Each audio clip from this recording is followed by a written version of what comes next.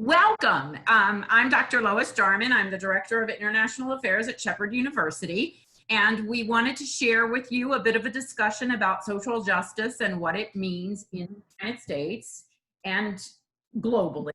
And with me this afternoon is Dr. Wendle, who is a member of the Psychology Department and the Graduate College Student Development and Administration Program, CSDA. And Dr. Wendle has been a very good friend of international students. She has participated in our Spanish conversation lunches and is just very warm and welcoming to all of our international students. And we hope at some point during this semester or this upcoming year that we will both be able to meet you face to face and share your thoughts as well on the issues we're going to discuss. So I'm going to turn it over to Dr. Wendle to begin our conversation. Well, hello, and thank you for inviting me to share this today. Social justice in the United States is kind of a hot topic right now. I don't know about you, Dr. Jarman, but I was thinking when I've been overseas, things look really different than whenever we're sitting here in the United States. One example I can think of, I was overseas and there was a protest on the news in the United States, and my parents were very upset because they saw these crowds of people and they were protesting, and I was actually in the area and there were 15 people, but the news cameras would pan it to make it look like it was a lot more than it was. And so what the news was doing was they were saying, you know, oh, this big thing is happening, but it was presented differently than it actually happened. So with keeping that in mind, right now we have a lot of issues. One issue I can think of is Black Lives Matter. Can you think of one? I can think of injustices for women in terms of the workplace and women not, I noticed a meme on Facebook just the other day that said, you know, a man can be a doctor and a lawyer and an accountant, but a woman is a female doctor and a female lawyer and a female accountant. So there's this differentiation in gender in terms of equal pay for equal work, in terms of being thought of as being capable of doing the same tasks and getting the same results. Mm-hmm. And also the LGBT community, lots of rainbows, lots of pride. All of these topics fall under social justice here at Shepherd University and in the United States. And it's a little important to recognize the history. Lots of countries began on colonization, and our country did as well. And part of that colonization let a specific group of people in charge, and that history still hasn't left us. So whenever you see that there are female attorneys or women doctors or, you know, women CEOs, the reason that's important is because women still get anywhere from 43 to 82 cents compared to every dollar that a man makes. And all of those identity signifiers have a huge meaning. So social justice has always been important. There was the freedom of slaves. There was women's suffrage whenever they wanted a right to vote, to hold money. African American and Black people have wanted to have the same rights as white people, a right to vote, a right to hold money.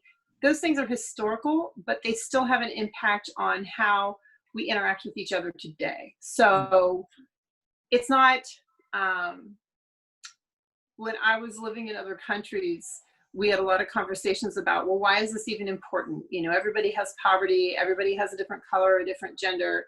In the United States, constitutionally, it says that we're all created equal and we all have the same rights. So people who don't have those same rights yet still are continuing to fight the fight.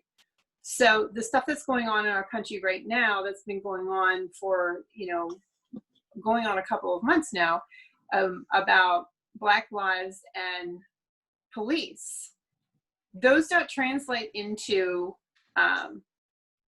hating the police or hating Black people or only Black people matter. Those translate into some historical contexts. When people say Black Lives Matter, they're talking about Black people not being killed by white people. But it gets translated into the media and in our politics that their lives are the only ones that matter. And so the conversation starts with, well, police lives matter and all lives matter. And it becomes politicized.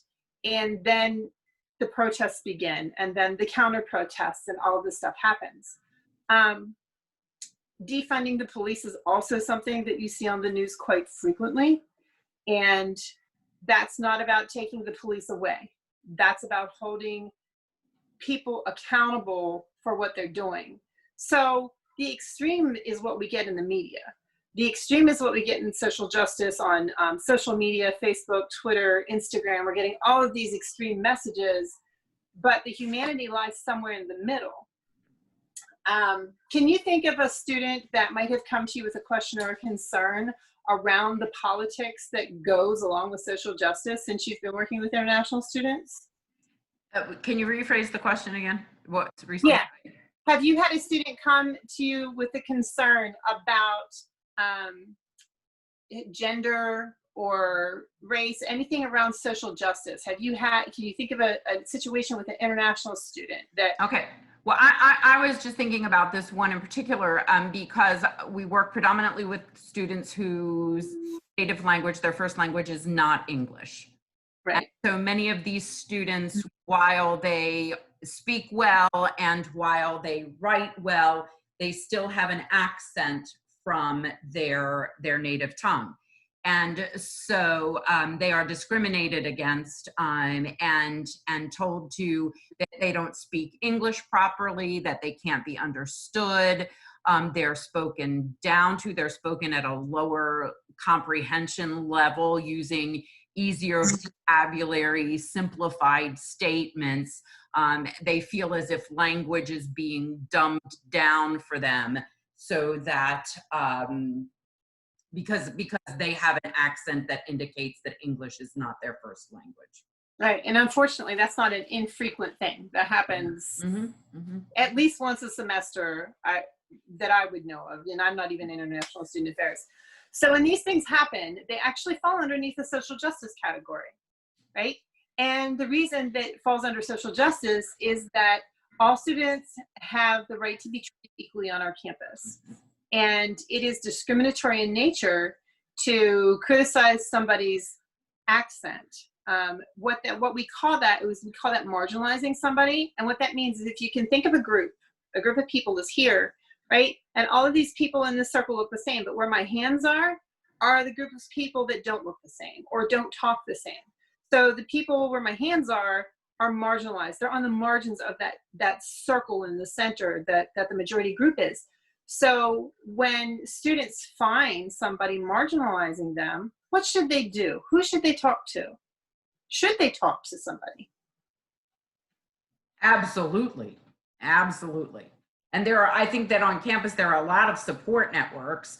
And I would like to see any international student who feels if he or she is marginalized to come immediately to our international office and speak with myself or with Sariki. That's an excellent idea. And you know what sometimes happens, I think, is that students don't want to get people in trouble, or they don't want to cause problems.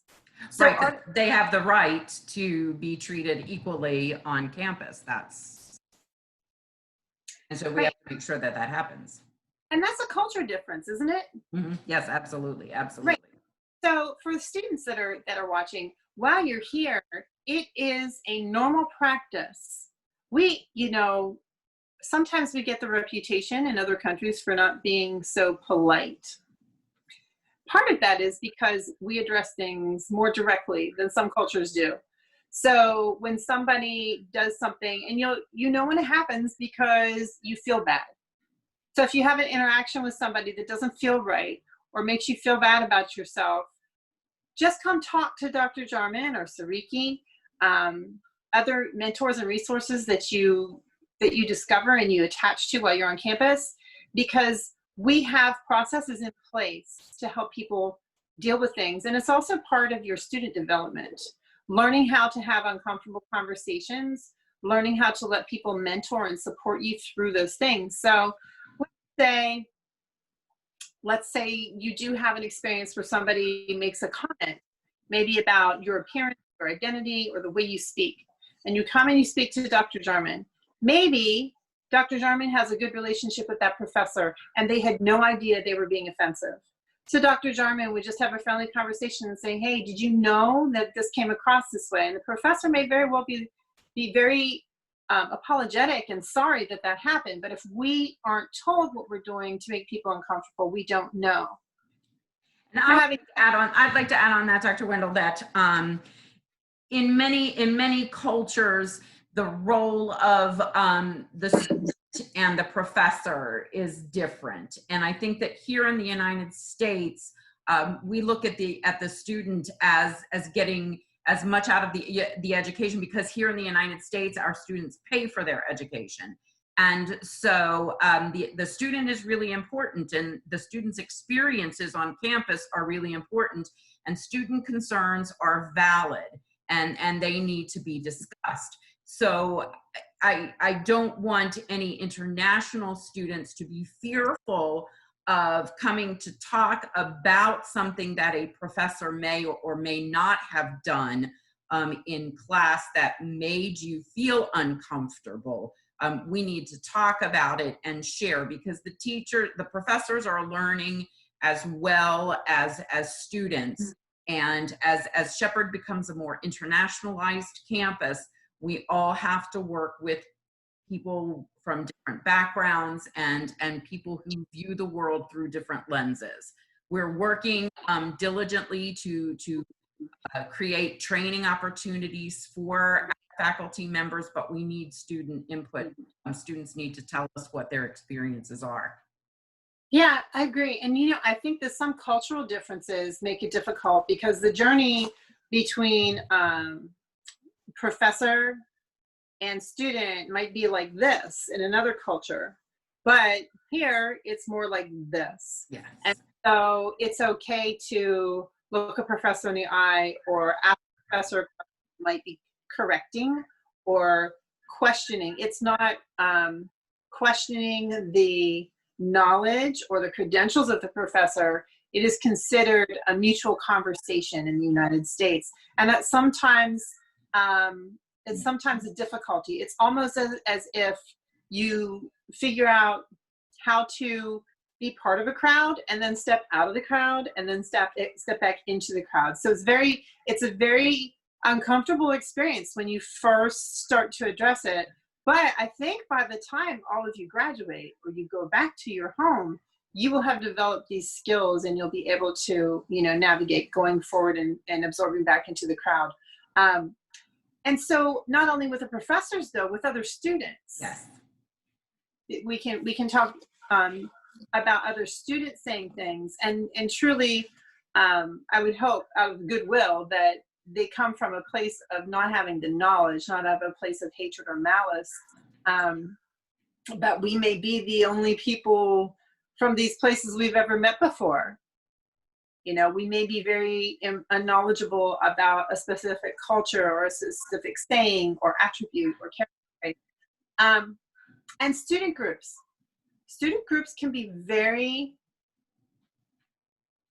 very, I'm thinking of the word, it's like really big and really out there and very loud. Yes. On topics of social justice. For women, you may see reproductive rights. You may see, you will get education on non-consensual sexual contact and sexual harassment. And we talk about things that are uncomfortable on college campuses. That's what the culture is here. So Lois, what would you think if a student was approached by a student group or another student to go to a protest or to join a group that advocates for any particular cause? So I think that it's up to the individual student and the individual student's comfort level. So if a large group is planning an event, but the topic makes you uncomfortable, then that's something that you need to be able to say, I'm not comfortable with that, but thank you for the invitation. And if they're not super comfortable with saying that yet, is it okay if they come to you or me? And practice. Yeah, practice. So you can go have those conversations. I think sometimes you go with people too, don't you? Absolutely. I love to go around with the students. And one of the things that I wanted to say, just in terms of communication, is I statements are really important in communicating our feelings.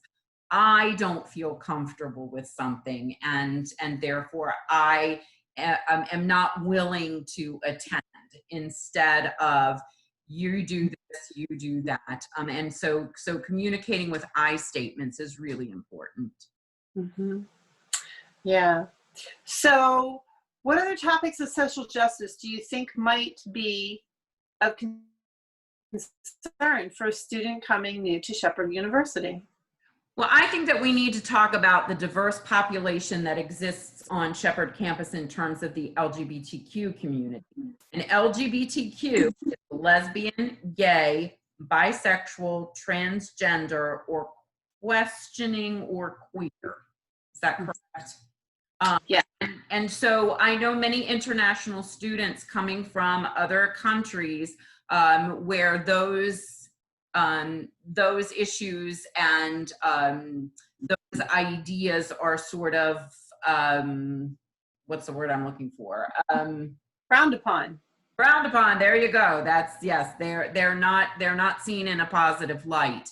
And Shepherd campus is I believe, is very open and accepting and welcoming in terms of the LGBTQ community. But I think that that's something that international students are possibly uncomfortable with and are not accustomed to being in settings with members of the LGBTQ community. That's a good point. We do have a drag show every year. What is a drag show? Yes, I was just going to say, drag shows are males impersonating females or females impersonating males. So drag queens are the males impersonating females. Drag kings are females impersonating males. I think that's a good explanation. Yes, and so they get into character, they put all their makeup on, and then they perform. They lip sync, they sing, they dance, they have these amazing costumes, and it's a real transformation. And that's a tradition in the LGBT community, and it's a huge fundraiser on our campus every spring. Mm-hmm. Well, we do have a few transgender people on campus also. And I think I was just going to say, I think that we need to discuss gender identity, because I don't know that that is openly discussed in other cultures and in other communities. So in the United States, we are learning to welcome and accept the transgender community. And the transgender community is a community of people who are born with certain sexual organs, but identify mentally in the opposite gender of those bodily pieces. So let me help you out with some simple. Thank you. So it can be complicated, but first, before we move on, Dr. Jarman, is it okay to ask questions about any of these things? Absolutely. Absolutely. And the wonderful thing about questions is, if you come to our International Affairs office, if we don't have the answer, we will help you to find it. But please don't ever, ever, ever be afraid to ask a question. Send emails, come to the office to see us, call, but don't ever be afraid to ask a question. Right. So a couple of things before I get on to the transgender identity, like to break it down a little bit more, just some questions so students don't have to ask these. So if I've never been around gay, lesbian, bisexual, or transgender people before, and I'm a woman and I like to date men only, if I'm talking to a woman who dates other women, do I need to be worried about her liking me? It's not a thing. It's not a thing. Right. You need to be afraid just because somebody identifies in a particular way, romantically or identity-wise, you don't have to worry. And if you are concerned, you feel uncomfortable, come ask questions. Come say, hey, I don't feel comfortable. I want to sort this out. So transgender, let's say you have somebody who was born a man, born male. They grow up as a boy, they are a young man, and they finally come to realize and come out and say that they are a woman. Now that would be transgender. So you have somebody who has the sex of a man, but the identity of a woman. Now, in the media, it's very propagandized that that means they're going to have surgeries and all this stuff. Now, those questions to ask somebody transgender, unless you really know them, is considered rude. But you can always come ask Dr. Jarman or Dr. Wendle or Sariki. We can help you with all of these things. So being transgender doesn't necessarily mean that you want to change your sex. So you can have somebody who appears to be a man, sounds like a man, but still has the female body. You may never know this. You may wonder. It doesn't matter in the context of being transgender and the social justice and civil rights in the United States. And you know, Dr. Wendell, I was at a training years ago, and they referred to gender as a spectrum. It is, yes. That so you have female, and I want to say, so and help me with the correct words. But sexuality is who you're attracted to sexually. No, sexuality is male and female, and gender is man and woman. Is that correct? Right. So sexuality is connected to your intimate preferences, right? Sex is male and female. Yes. Gender is man and woman. Okay. And that's what I wanted to clarify. So, so on that spectrum, you might have male and female physically, but gender identity is female, male. You might have a female. I'm already confused. I hope I have demonstrated for you that it's confusing for me too. Hey, you have questions, you just come and ask. And I'm very open to schedule time to have conversations, or even we could even do sessions if you want to, Lois, on social justice whenever we're all back to semi-normal. But gender identity, if you can think about gender identity like this, man and woman, gender identity is binary, two, man, woman. That's what we have lived with through Dr. Jarman, most of our lives because of our, right? So we were not allowed to recognize any genders other than the binary man and woman. That doesn't mean other genders didn't exist. It means it was disallowed to be acknowledged and celebrated. So in between, gender is non-binary, which means there's more than two, and gender can be fluid. Yes. It can be a combination of things. And until you really get into a conversation about what that looks like for an individual person or an individual situation or an individual question, it does feel quite confusing. And so I think the point is that in the United States, you will hear the terms sexual identity, gender identity, and so they're just common topics that you're going to see. Yes, and you'll also hear non-binary, and you'll hear gender fluid. That's true. Those are two terms that you hear a lot about. What else? What else could be on their minds? Let me see. So we talked about African Americans. There have been instances in our past, the United States past, with Asian Americans, and now Latin Americans, and the immigration problems. And the English is the language of this country, and therefore you must speak English. Right. Yes, we have some severe issues in terms of the Black Lives Matter and the African American population, and having equal opportunities there. But I also want to bring up the Latinx population and the Asian American population.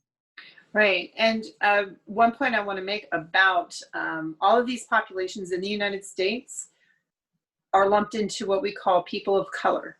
Yes.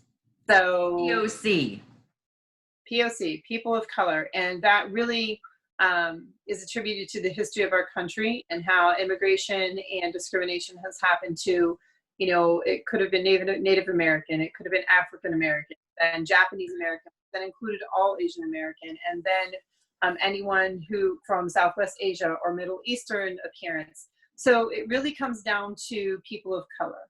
What do students do? What do you recommend, Lois, if a student is out, not on campus, and they feel uncomfortable, or somebody is saying something about them being a person of color? My recommendation would be to leave the situation. Absolutely. Yeah. Go. And it will happen. I also recommend that, and when I travel with students to other countries, I also recommend that unless you've been in an area a long time and you feel comfortable, that you not travel by yourself. That's excellent. Even American people should not travel by themselves. Right. It's just practice. I mean, for women in the United States, I think that we have a practice of not traveling alone, even as we age. It doesn't matter. Women generally don't travel alone.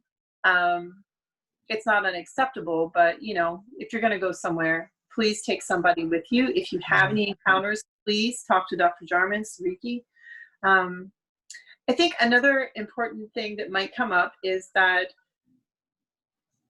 African American people don't always identify as African American. They may prefer to be called Black. Some Black people in the United States don't like the concept of African American because they know nothing of their African heritage because they were brought here as slaves. So sometimes it's good to ask somebody or listen.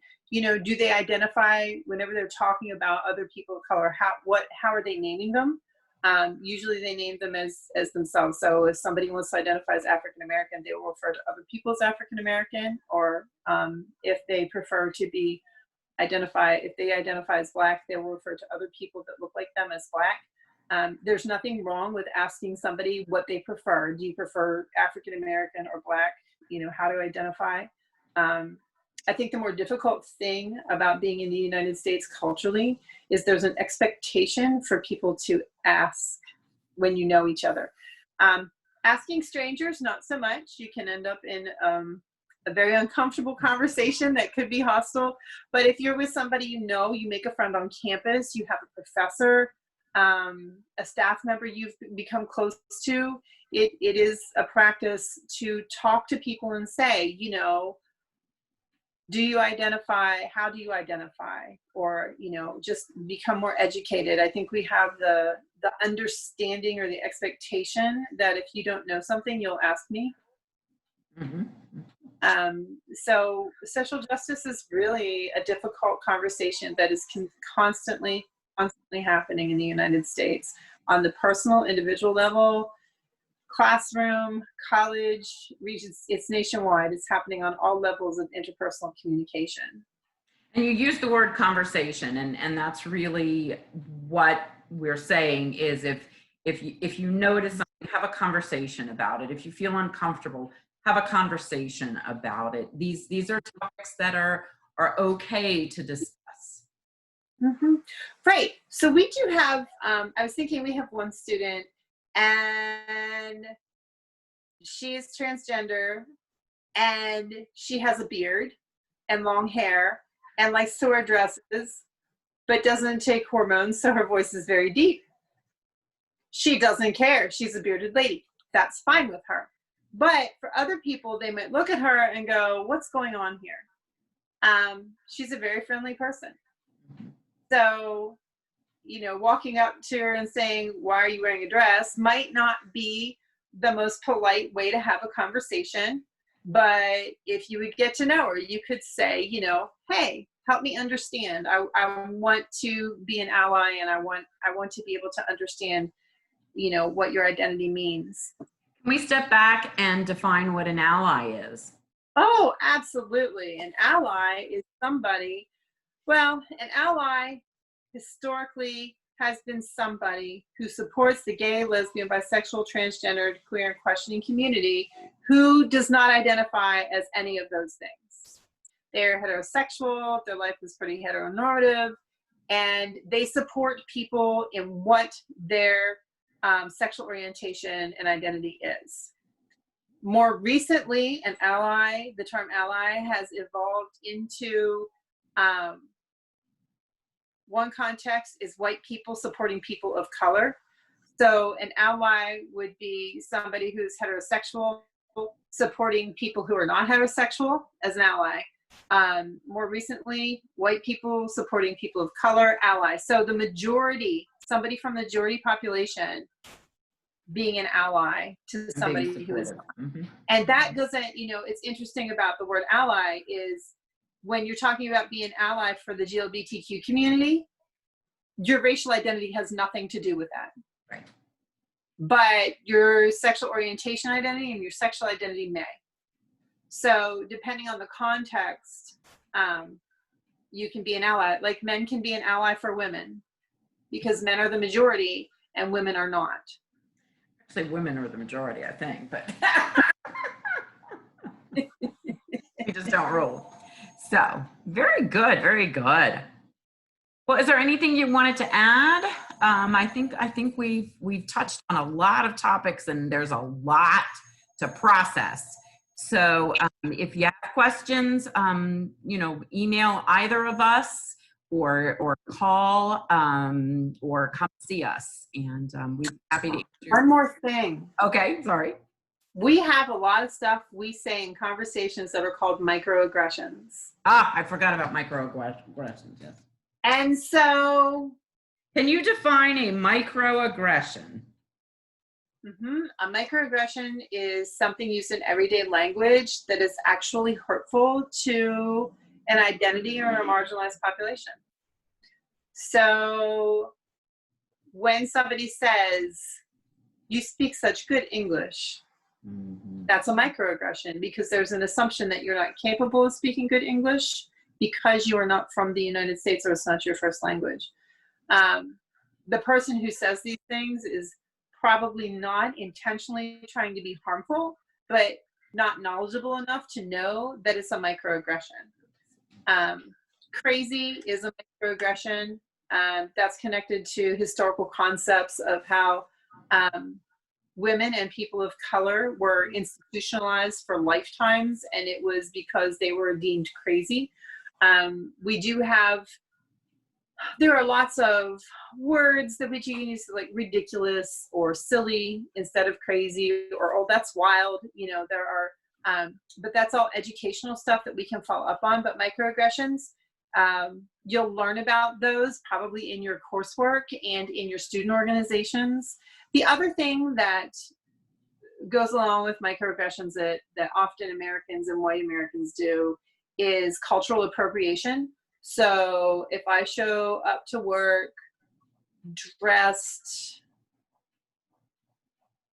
in Peruvian traditional clothing, I'm not Peruvian, and it is not appropriate for me to take on somebody else's cultural identity.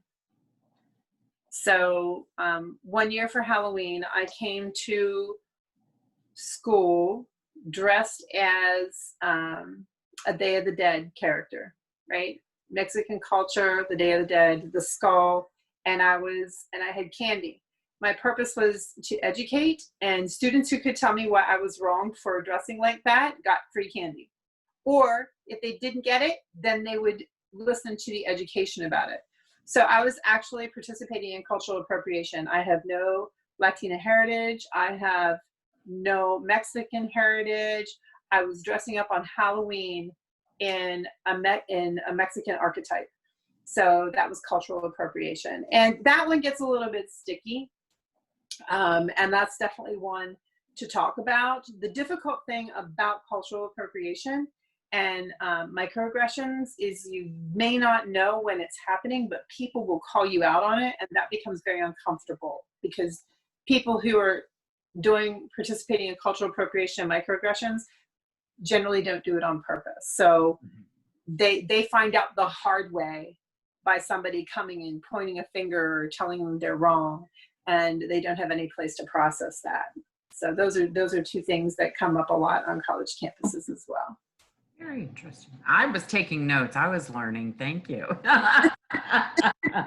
Well, I think I would love to have a question, period with students whenever time permits and, circumstances permit, because there are so many topics. I mean, we haven't even covered them all, but they got a glimpse. Right. Exactly. So, well, thank you so much, Dr. Wendle. Absolutely. Dr. Jarman, thanks for having me. And I have to end this, so I will talk to you soon. All right. Bye-bye. Bye-bye.